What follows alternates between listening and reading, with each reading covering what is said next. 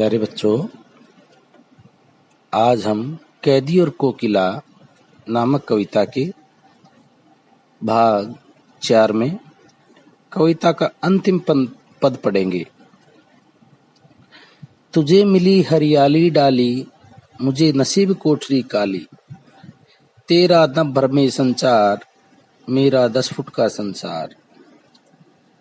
तेरे गीत कहावे वाह, रोना भी है मुझे गुनाह। देख विषमता तेरी मेरी। कवि अपनी और कोयल की तुलना करते हुए कहता है कि हे कोयल, देख, तुझे रहने के लिए पेड़ों की हरी भरी डालियां मिली हैं और मेरी किस्मत में जेल की काली कोठरी है। तू खुले आसमान में उड़ती फिरती है, जबकि मेरा 10 फुट का संसार है। अर्थात मेरी जो कोठरी है वो 10 फीट की है, मैं उसमें ही सिमट कर रह गया हूँ। तुम्हारे गीतों को लोग सुनकर वाह वाह करते हैं और मेरा तो रोना भी अपराध माना जाता है। अर्थात मैं तो स्वतंत्रता की बात भी उठाता हूँ तो जो है उसके रूप में मुझे सजा मिलती है। कोयल, तू अपने और मेरे इस बीच के अंतर को देख, समझ। इस पर भी बजा रही तिस पर रणभेरी। रणभेरी का अर्थ होता है जो आपका युद्ध में बजाया जाने वाला यंत्र होता है, उसको युद्धनाद भी कह देते हैं। और आगे कहता है, इस हुंकरती पर अपनी कृति से और कहो क्या कर दूं। कहता है इतना होने पर भी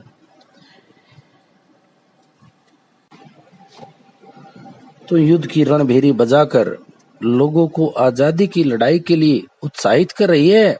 हे कोयल, तेरी इस हुंकार पर से ओजस्वी रचनाएं लिखने के अलावा और बोल मैं क्या कर सकता हूँ।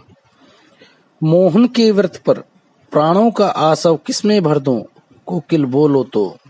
मोहन का अर्थ है मोहनदास करमचंद गांधी। प्राणों का आसव, आसव माने रस।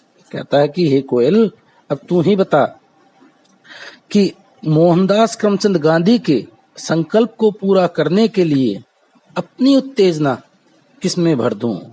कोयल, कुछ तो बता। अरे बच्चों, वैसे तो पूरी कविता में ही मानवीकरण, अनुप्रास और रूपक अलंकार का बड़ा सुंदर प्रयोग हुआ है, किंतु इसमें तेरी मेरी और वाह गुनाह में एक अन्य अलंकार भी आया है, उसका नाम है स्वर मैत्री अलंकार।